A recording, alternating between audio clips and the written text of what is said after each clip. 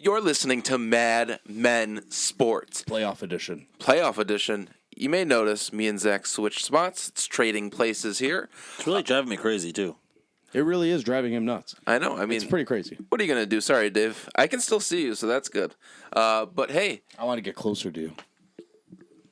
I wanted the bad takes to two see bros themselves. chilling on a futon. Listen, end of the regular season, I cannot, emphasis on the cannot, believe that we made it this far.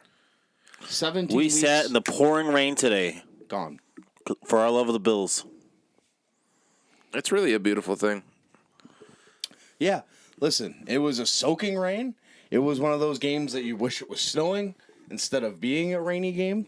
Zach and I, all of us stayed through the whole game. Yeah, and you know what? We really didn't have to. But that's the Madmen difference. Zach will. I've asked several times. Zach will not let us go to the car. I hate leaving games early. I have a privilege to go to an NFL football game of a team I love and a team we cover pretty religiously. You know what? There's cities in St. Louis, San Diego. The list goes on and on.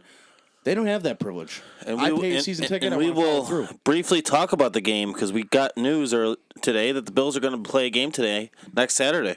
Yeah, this is probably the only podcast that is out there right now talking about the Buffalo Bills, A, and then B, stayed up all night until 11:50 to see when we played, so we could talk about it for you, so we could give you that instant reaction.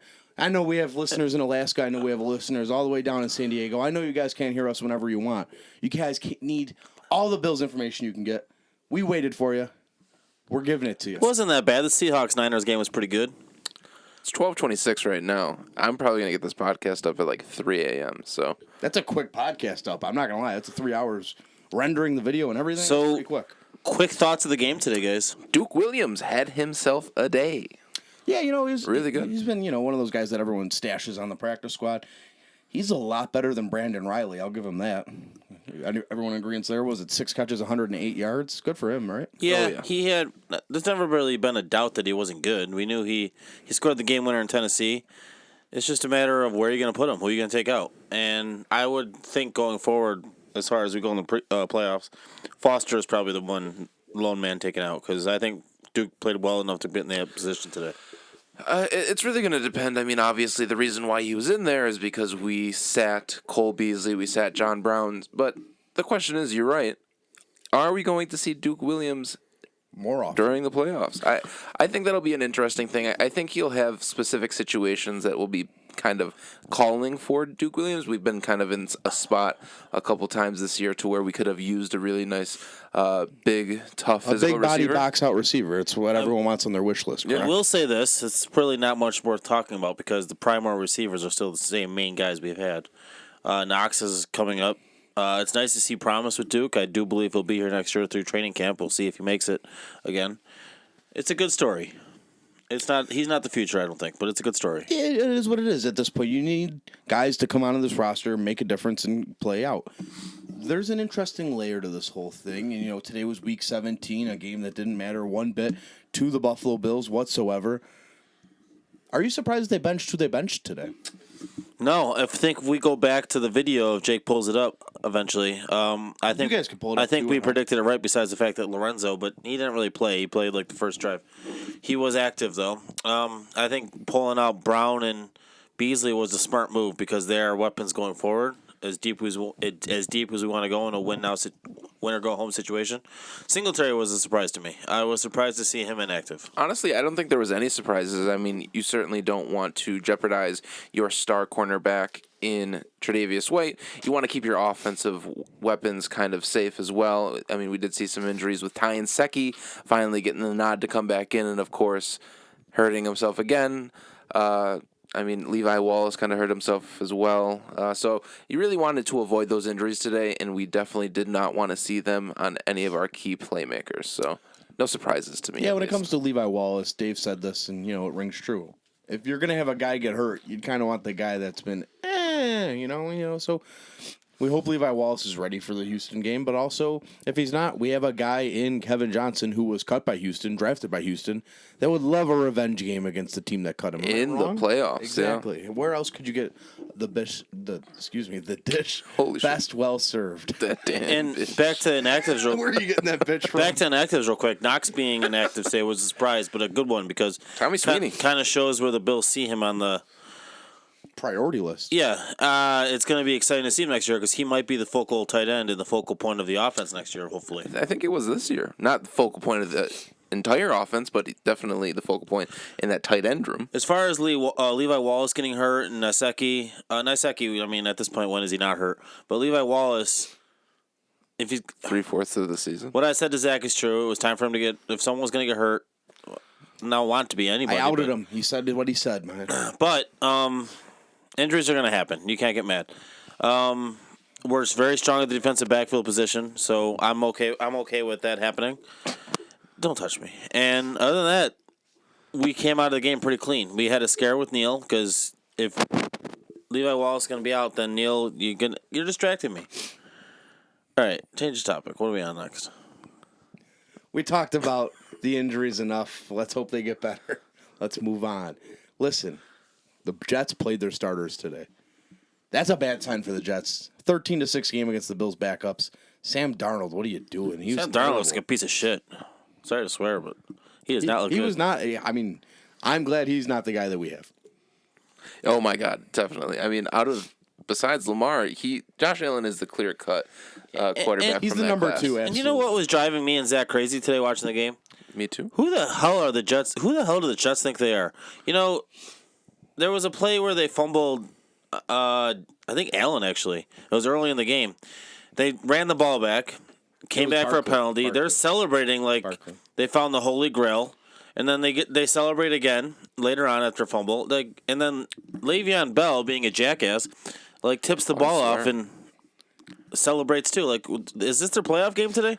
They're 7-9. They said it was their playoff game. They're literally gonna go play golf on Wednesday, and that's what they're doing. They're celebrating like I don't that. think there's a lot of golf kinda- courses open in New York. It kind of shows. Top call. It kind of shows what Adam Gase has no control over that team because no one in the right mind would be celebrating after the year they had. I mean, they have a history of that. If you go back to that Thursday night football game a couple years ago, that famous dance that they did, I mean, you're having a lot of kind of issues with the Jets. I mean, with Adam Gase, and it looks like Adam Gase is going to be returning next year as the Jets head coach. So it's going to be interesting to see how they move forward because, yeah, I mean, you're right. They're playing second stringers, third stringers at that point. What are you celebrating for? I have a funny story. Please. Stat more than a story. This is the Jets' best season in 5 years. 7-9 is the best record the Jets have had in 5 years. That's sad, pathetic, and lonely. That is bad. They deserve what they Jets get. suck. So what about the Bills defense? Who stood out to you guys today? Oh, you know what? I'm going to say the whole unit, the whole second team unit, stood up against the Jets offense. You know, those are starters in there. Jameson Crowder's a starter. Robbie Anderson's a starter. You know Le'Veon Bell, still Le'Veon Bell. You know who stood out? Isaiah McKenzie on defense today stood out to me. You like that? I know you were talking about that for a while. You liked that play. The two plays at cornerback he had. Yeah, you thought that was a ballsy move. I agree. Throw a 5'6" wide receiver out there at the cornerback position. You want to know what? 0 looks towards him. Yeah, I mean, come on. You're going to just embarrass yourself Well, like that that? leads to a segue of the diamond in the rough, which is someone we haven't even discussed yet. Trent Murphy today. Zach has a fun stat about Trent Murphy. Didn't he earn some money today? He needed 2 sacks today in order to access a $375,000 bonus. So he is the And he got 2 last sacks. diamond in the rough of 2019. And Last of the decade. congratulations to Trent Murphy. Also, a little shout out to Corey Legit, if I'm saying that right. Legit. Who also played a heck of a game. And also a shout out to Lorenzo Alexander, who might have played his last home game as a Bill. I think it's confirmed at this point. Unless that the Bills play the Titans in the AFC that's Championship. the only hang up. But yeah, Lorenzo's retiring, and you know what? I mean, let's be honest. On the podcast panel here, after the season he's kind of had, he's definitely taken steps back in bunches. Father Time's caught up to him. Yeah, he's an old dude. I'm interested to see what they do at that, other linebacker position for that stout defense. If they get a guy on there that flies sideline to sideline, this defense could be really a force to be reckoned with. Not that they're not already, but imagine taking another step. Give me a Matt Milano 2.0. Absolutely. Maybe a little bit of a pass rusher. Dave wants to get a pass rusher in there. Maybe you get him a dual threat guy that does linebacker DN. They have that hybrid position nowadays, so go get that guy. Trade the house for Chase Young for Ohio State. No. I know you like that guy. You know what I say? Trade the house for Khalil Mack. He is not the best year this year. No, yeah. He's been very quiet. Go get him. I think he's peaked at what he's had, but we can do that in the off. We can do that It in is our what off. it is. We can do that in our off season. Well, our season's not We have over. something exciting coming up It's for you week guys. 17, past tense at this point. It was week 17, and football in Buffalo is still marching forward. We stayed up. We're having a late night podcast It's tonight 12:35 a.m. to your benefit, of course, because that's what we care about. We sacrifice ourselves for you. Dave has to work in 5 hours. The Houston Texans. I'm doing it for you guys. The Bills are playing against the Houston Texans on Saturday, January 4th at 4:35 p.m. Make sure you're there. Make sure you're grabbing your popcorn. If you're going to the game, drop a little comment in there. We might send you a little something. And it is a Tickets not very, required. very winnable game. We're not giving you tickets, by the way. A very, very winnable game. You know what? The point spread, opening up point spread is -3 Houston, which you It's the get home 3 team, points yeah. just by being the home team. So Vegas is looking at this as a very even game right down the middle. And then I'll have more stats for you on New Year's Day when we release our New Year's Day podcast. But Deshaun Watson without Will Fuller is like a whole new quarterback. I can't wait to eat that guy. Our defense is going to kill him. We're going to go out there, guns blazing. We're going to go to Houston, the 30th ranked defense. Josh Allen's going to have a monkey off his back after going through this gauntlet of great defenses he's had. He's going to come out swinging the ball out to Duke Williams, who's getting playing time. Cole Beasley, big Texas guy after SMU and Dallas. John Brown, you know he's going to want to eat there. It's playoff times. Who doesn't love smoke? Free smoke, free smoke. Listen, this team is ready. They're going to be primed. This is going to be a fun week. Bills fans, be excited, even if it lasts for only 1 week. Cherish this because it's not something that has come around often in the last 20 years. We're going into a new decade, and our first Bills game of the decade is going to be a playoff game with a team that they might win. Imagine starting off a decade with a win in the playoffs. In the playoffs. And Energy Stadium's going to be fired up. It's going to be loud. George Bush might be up there because he goes to every home game. This is going to be an exciting game. It's going to be a good atmosphere. Bills offense could put up some points. Bills defense could also put up some points because DeAndre Hopkins is what he is. But I think Trey White can shut him down. If he does, then it's a very even playing field. Also last year. He did last year. Last year, Trey White versus Hopkins. Go ahead. Also, take your biased hat off for a minute. I want complete honesty. J.J. Watt coming back, fresh legs. Does it bother you? No. Last year, he only had 3 tackles and 1 sack against Jordan Mills. Come on, that guy's done. Maybe we could talk about it more on Wednesday with the pregame podcast, but Yeah, J.J. it's going to Watt's be exciting. definitely Watching It's a show. watching practice all week, whether Bills players are injured, they're going right to it this week. But tomorrow the Bills have off. It's Tuesday there's practicing. So Wednesday, Bills will be 2 practices in. The Bills are hungry. There's a lot of guys on this team that, have some mild playoff experience. Some guys that have never been able to be on a team to get over that hump. There's a lot of, there's McDermott's rookie draft class of the first time he went to the playoffs. They've been to the playoffs. They have experience. They want more. They lost a very close game against the team that went all the way to the AFC Championship. They know what it's going to need to take to get over that hump. Like I was saying earlier, last year, White versus Hopkins. Hopkins only had 5 catches, 56 yards, and a touchdown. I expect White Off the top. Yeah, absolutely. Sorry. I do that sometimes. Damn. But I expect White in a season where he should, after what happened to Gilmore today against Devonta Parker, Trey White deserves to be in the Defensive Player of the Year conversation from here on out. Put some respect on his name. I expect him to completely just go toe-to-toe, if not win the battle against DeAndre Hopkins this week. It's going to be exhilarating. We are going to come out with a New Year's Day podcast. We are going to pre-record it, so be pre-prepared. Pre. For a New Year's Day special. And then it's going to be ready for you on Thursday, Friday, little pregame action on Saturday. This is going to be, lit. Liddy. Dave, you got something?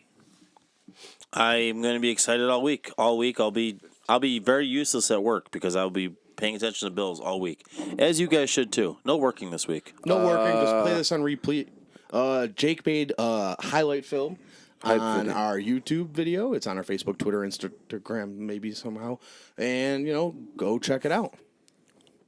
The music's Jake, good. the music's fantastic. I agree.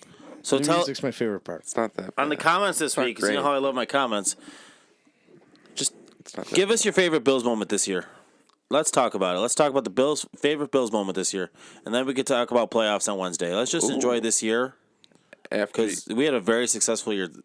After you watch the hype video, you can come to the podcast and leave your comment.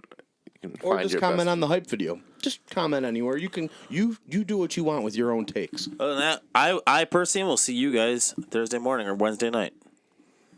You'll see us whenever you listen to us. Thanks for listening. Check us out on iTunes, Spotify, Podbean, YouTube. Check us out on Facebook, Twitter. I spit out stats all week. It's crazy. I spit out stats all week on Twitter. Check us out there. Instagram, Jake throws up pictures of random things that happen throughout the week in the Buffalo Bills field house and such. It's entertaining. I don't have Twitter. Bills are in the playoffs. Bills are thriving. Bills are rocking. Bills are rolling. If you want Diamond Dave to get a Twitter, please also leave a comment. Absolutely. Go Bills. Go Madmen Sports.